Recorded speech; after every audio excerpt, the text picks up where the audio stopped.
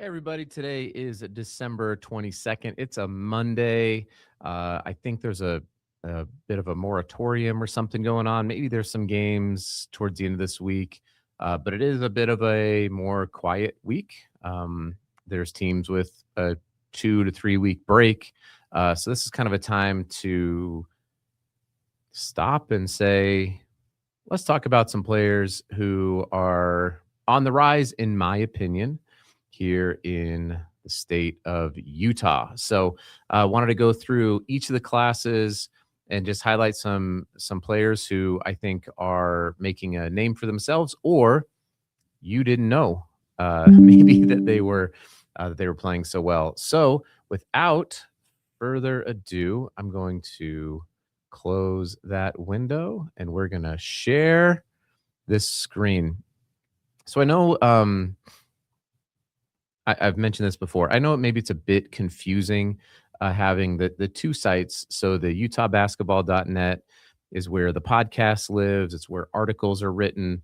Um, but based on some advice I got about the usefulness of the ranking site, which was rankings.utahbasketball.net, I bought a different domain because there's people smarter than me who think it could expand to other states. So hence why there's the two. And I know it's kind of annoying, but I'm doing my best here. So if you head over to prepbasketball.net, you can see here on the homepage. If you're watching this, you can see on the homepage. But if you come in here to players, and you know what? Let's actually, yeah, we'll start with the class of 2026. Down here, you can see all players who are on the rise, who have stayed the same, or players who are new to the rankings. So we're going to talk about players who are on the rise. Now, I debated for a while, actually, players 1 and 2 in the class. And I'm not sure where it's going to land at the end of the year, but right now, Anthony Falesi out at Utah Prep is playing at such an elite level. The recent Pittsburgh commit, very, very exciting for him and his family. I believe he's still leading the EYBL Scholastic League in points per game.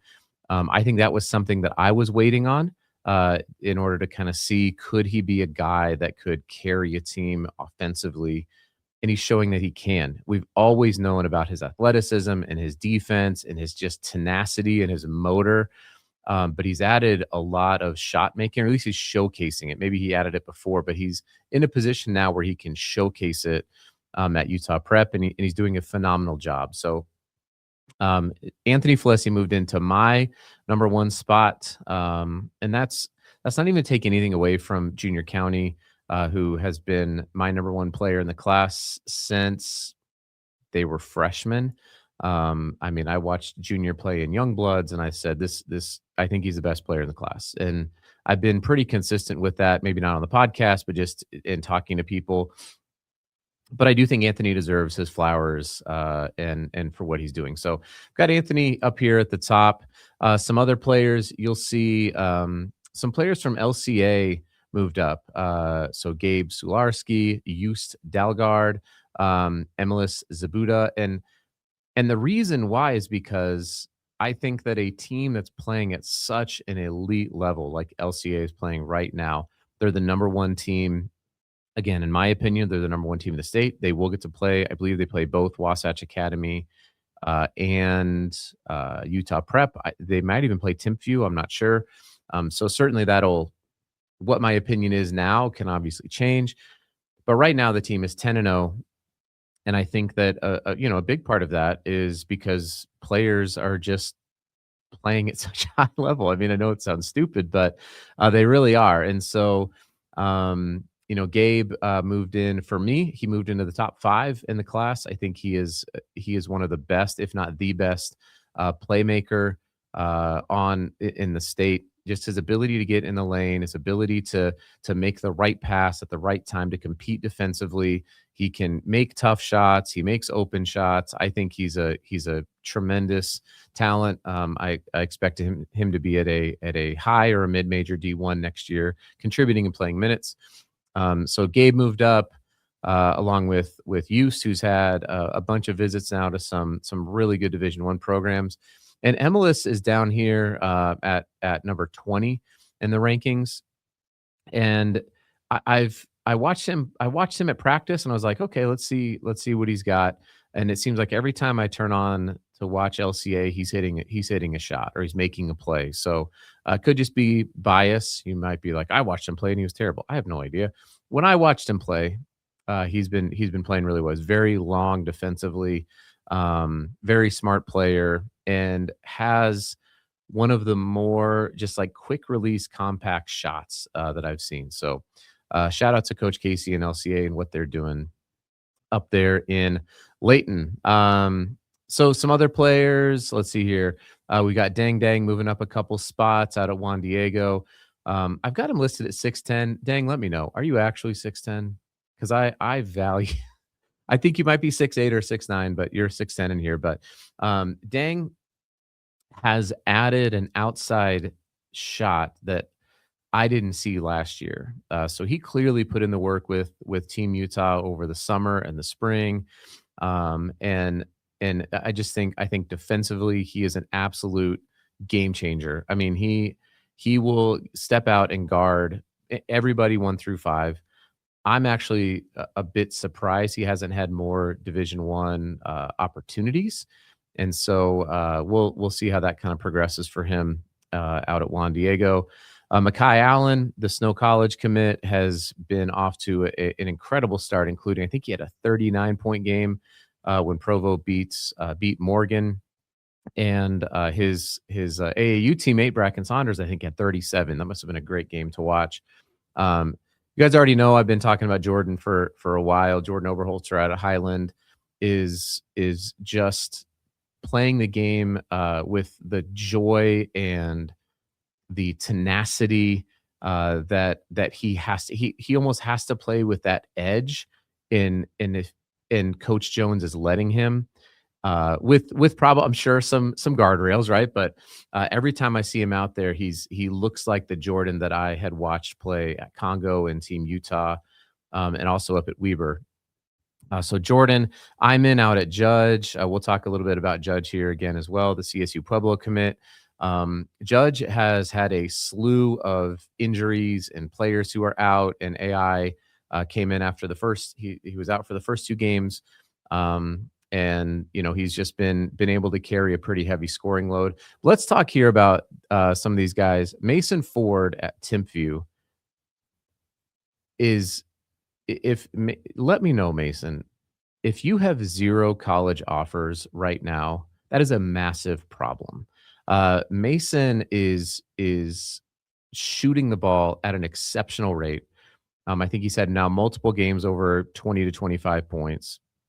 And as teams begin to focus maybe on the 2 bigs in Will and Dean, Mason's got to be able to make them pay for that, and he is. And so I, I am surprised. Honestly, I would be shocked at maybe. I hope I'm just missing this, but between Mason and Cam Brower out at Davis, these 2 guys I think are playing at a very, very high level on 2 of the best teams in the state. And they deserve college coaches. These 2 guys deserve your attention and reaching out. And Mason and Cameron, if you guys want to, you can claim your profile and coaches can reach out to you directly on the site. The last couple players down here that have risen quite a bit are 2 point guards that I've been really impressed with. Luke Rice out of Park City. I got to watch him in person. He's very strong, gets his head down, gets to the basket. Park City doesn't get a lot of attention, but Luke I think he's averaging 24, 25 points per game.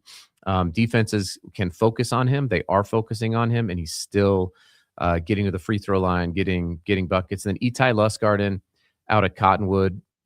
Itai is a defensive menace. He's a kid that is a true point guard. I think there's a contrast. Luke is more of a scoring point guard because he has to be out of Park City, whereas Itai has guys like Malay, and Tengus and Luca at Cottonwood. So Itai he may end up leading the state in assists. So he's a player, coaches that can come in. He's kind of a plug and play guy. He's not going to require a whole lot of uh, babysitting on the court. He just gets stuff done. And if you need a point guard to come in at the next level, he's trained a lot with the Israeli. I think the one of their junior teams or their national team. He's a dual citizen. He's got some really high level IQ to his game that you should check out. So there's the 2026. Let's kick over here to 2027 and let's look at some players on the right. Similar to 2026, I had Crew as my number one player, but Mana Wintana transferred out to Wasatch Academy, and as a junior, that's always going to be tough. And he has earned his minutes on the court. Mana is an absolute just dog. There's no way else to put it on the basketball court. I don't know that he's had a lot of like publicly stated offers. I do know that there are a lot of coaches who have spoken with Mana. He's not big on social media, but he's making a big time impact on the court. So Mana moved up to my number one spot, similar to Anthony Falesi. They're both playing at too good of a level. The aforementioned LCA has Roman, the big man in the middle, moved up a couple spots into the top 5. Malachi Tobler out at Farmington is the first player that's not at a national school to get mentioned here. He moved into the top 10. Farmington, I think, was a team that if you listen to my interview with Drake, you know that we were talking about Viewmont, we were talking about Farmington before the season started. But between Malachi and Jack Layton, and I'm sure I'm going to miss a couple players out with the Phoenix, but Malachi is really the player that gets that team going. He's a 5'10" point guard, but he plays similar to, I would say, like a Dash Riser. He plays taller than he is because he's so quick laterally, but also his speed vertically to get up and hit shots in the paint, to rise up and hit 3-point shots, I think is what makes him play a little bit bigger than his actual height.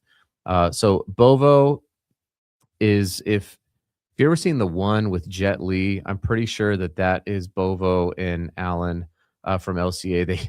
They're both they look like football players, but very skilled basketball players. And Bovo has been showing that against national teams as well. He's a junior, so looking forward to watching him play a little bit more going into senior year. And then 2 players down here again that I don't think are getting a ton of mention are Colton Honigman. That's my German coming out. Out at Syracuse, who's another surprise team. Syracuse, Farmington, Maple Mountain is a team. Mountain Ridge. These are teams that I didn't really have on my radar. And players like Colton are really showing, that they can help carry these teams as juniors. And then Gage Van Brocklin, both Gage and Gus are playing big time minutes for Davis. Davis historically has just been a program that leans, very heavy on seniors and upperclassmen. And Gage as a junior, I believe you're a junior. Do I have this right, Gage? Are you a junior or are you a sophomore? I can't remember. I've got you in here as a junior. Either way, Gage is playing really well. I've seen him play a little bit in AAU, and he does have a little bit.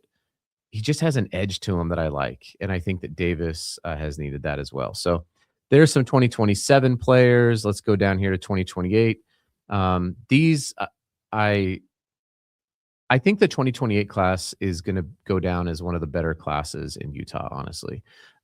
Every time I turn around, it's a different 2028 player who's making some noise or he's showing up at the top of the box score or whatever it is. So I talked about Mountain Ridge. I didn't know much about Mountain Ridge. It's hard to keep up. I'm only one person. It's hard to keep up with everybody. But Jordan Horsley out at Mountain Ridge is a player that I wasn't familiar with. He handles the ball incredibly well. He's got really good size, and you can tell he puts in the work in the gym. You can tell he watches film. You can tell he's a smart player he can really shoot the lights out of the ball. I think I watched Mountain Ridge play East And Jordan was exceptional in that game, not just as a shooter and a scorer, but as a distributor. You could tell he was a natural leader, and as a sophomore, that's tough to do on a really good team. Jack Layton, who I mentioned out of Farmington, along with Malachi Tobler, he has been a guy that I've been hearing about because honestly, the Farm Boys do a great job of promoting their players, and so that's how I knew about Jack. He always kind of showed up at the front of those highlight films. Let's talk about here Kalu Root. Kalu's averaging a double double for Judge Memorial, and this kid is not done growing. I'm confident of that. He's listed at 6'7". He's got really long arms. I'm going to suspect he's going to be 6'9" or 6'10" when it's all said and done. Very soft touch around the rim. He's got a nose for rebounding. He just seems to always come up with the defensive rebound when it's needed. And when Kalu adds a little bit more strength to his frame, when you're a sophomore, he just turned 15 this summer. Once he starts to add a little bit more strength, and by the time he's a senior, he may be the best big man in the class. I know I've got Jack obviously up there. I've got Jack as a small forward at 6'3". That might be wrong. I feel like Jack's taller than 6'3", but Kalu is very, very talented. It'll be fun to follow his career. Similar, we've got Drew Faddis, who I moved up 15. I didn't know any players at Westfield, to be honest with you, and they just keep beating people. They just keep winning games. And Drew is leading the team as a sophomore. He's 6'7". He has very good footwork in the paint, similar to Kalu, actually. It'll be fun to watch them kind of battle this out.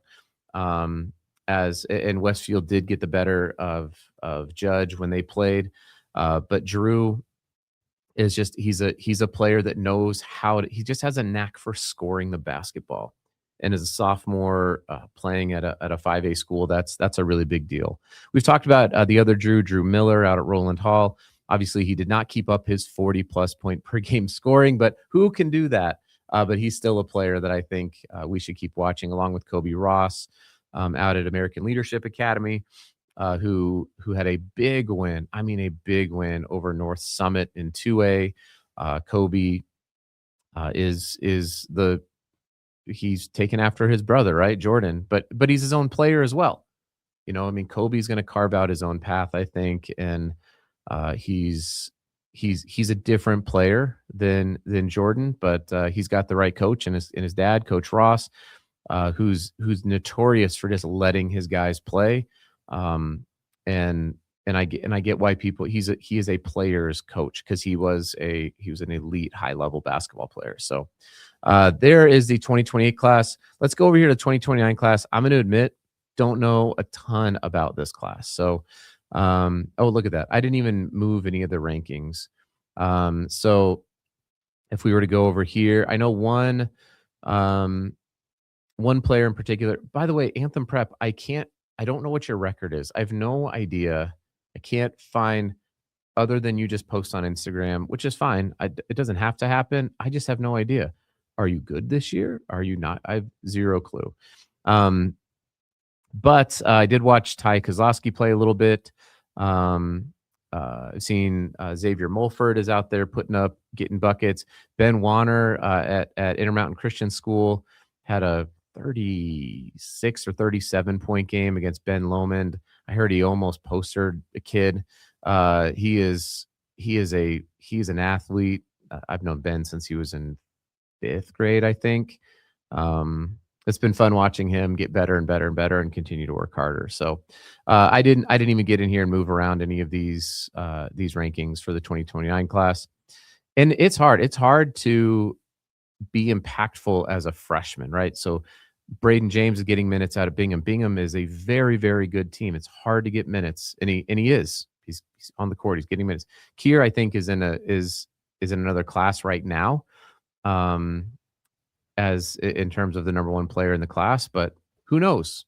They're all freshmen, right? A lot can happen as you get older. So that's a little bit of the players who are, I think, making a name for themselves and who have kind of been rising up in my player rankings. So shout out to all of you. I mean, I've said this before, and I think it bears repeating. If you are playing varsity basketball at any level, if you are playing, if you are contributing, if you're getting minutes as a freshman, sophomore, junior, senior, whatever it is, you are in the top 10% of anybody who's ever played youth basketball. So roughly 10% of youth basketball players will end up playing varsity basketball. And so take a minute to just reflect. It's awesome to just take some time and reflect because we get so used to comparing, and I know player rankings don't help with this, so maybe I'm just being a hypocrite. It's probably fair. But just reflect on your journey. Where were you? Where are you now? Do you have an offer to go play in college at any level? You're in the top, 6% of varsity basketball players. Amazing. That is amazing. Don't be like, "Oh, well, I didn't get an offer to here. I didn't get an offer to there. I need to get this offer." Do you have an offer? You're a top 5, 6% in the country as a basketball player. Most 95% of high school varsity basketball players do not end up going to play in college. And if you have that opportunity, if it's in the the NWAC, if it's in Division 3, if it's in NAIA, if it's in Division 2, if it's in the NJCAA, if it's in the NCCAA, if it's in the CCCA, I think is one, whatever it is, you you've earned that. And so as you kind of take this break, number 1, don't forget to work. You got to work because the Christmas break is going to be a difference maker. There's going to be players who are going to come out very rusty. I can guarantee you that. And maybe haven't eaten very well, haven't slept very well, haven't taken care of their bodies. It'll be evident. We'll see it on the court. But it's okay to just pause and say, "Man, look, I'm playing varsity basketball. Are you playing varsity basketball for a top 10 team, for a high level team? Are you on the court? Doesn't matter what your stats are. None of that stuff. Just go, it's pretty cool. And just be grateful. Play with joy, play with gratitude, play with humility, play hard, play to win, all that kind of stuff. But this is a great time to just pause and reflect. So I hope everybody has an amazing holiday. I'll keep tuning in and keeping track as best I can. As always, if there are any errors, please just shoot me a DM or comment on Substack or send me an email, support@prepbasketball.net. It comes to my phone. Whatever it is, please just hit me up and I would be more than happy to make the correction or just say hello. That's awesome too. All right. Thanks, everybody. Appreciate you listening and supporting.